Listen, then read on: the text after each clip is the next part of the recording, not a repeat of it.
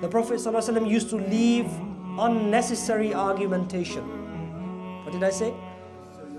Unnecessary argumentation. Rasulullah ﷺ never got involved in disputes that were without purpose. Sallallahu alayhi wasallam. What didn't he do?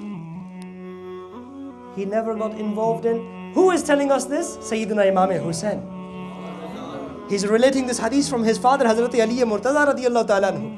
He said, our grandfather, his shan was this, his maqam was this, his virtue, excellence and merit was this, his akhlaq and his good sublime character was this, that he never got involved in petty arguments with people. Today, we get involved in so many petty arguments. We get involved in argumentation.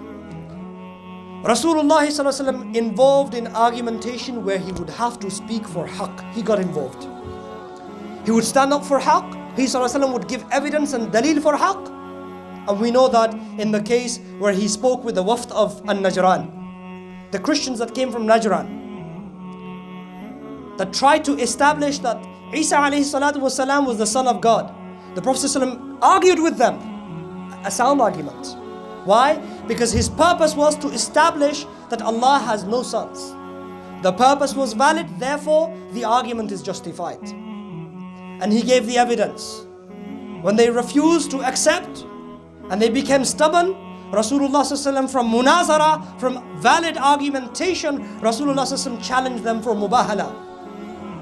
Without going into too much detail here. So standing up for the haqq and providing evidence for the haqq from the Quran and Sunnah, brothers, you better listen to this carefully. I've traveled all the way from Birmingham just to pass this message. He never ever got involved in useless argument. And he would only support the haqq where he had to, sallallahu alayhi wasallam. And he would give daleel to establish haqq. Unfortunately today, the society that we are living in, the social world, social media world that we're living in, the social networking world, Quranic ayat and hadiths of the Prophet ﷺ have become cheap, na'udhu billah, have become colloquial speech, have become slang language, verses of the Quran. We see it, we're on social media. Somebody puts up an ayah of the Quran on Facebook without even verifying with your alim, without even checking it. You get involved in arguments about tafsir and Quranic ayat. Oh public, this is not your job. Is it your job? What are we here for? Tell us. Why are the ambassadors of the ulama Ahl Sunnah? Why are they here? Do not ever quote Al-Quranul Kareem in argumentation if you have not verified the verse.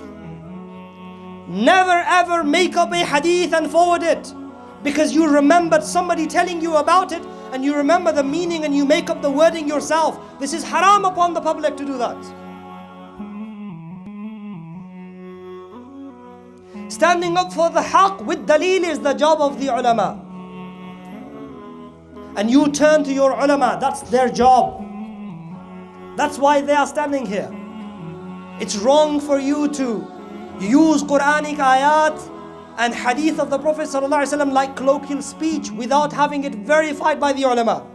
Yes, if it's an alim that's presenting that to you, or if you are taking it from a reliable source, yes, you can share that, no doubt about that. I am talking about things that have not been verified, things that you have made up from your mind because you heard somebody talking about them. And I am talking about involving yourself in arguments that you have no knowledge about. Even if it's the Aqidah of the Ahl Sunnah. Why? At some point you will end up confused if you do not know the argument properly and your own Aqidah is at chaos. Rasulullah ﷺ avoided mira. What's mira? Unnecessary argumentation. That's what we need to avoid. Inshallah Azza wa Jal. Our ulama are doing their task, inshallah Azza wa Jal. Okay? And you can support them in that.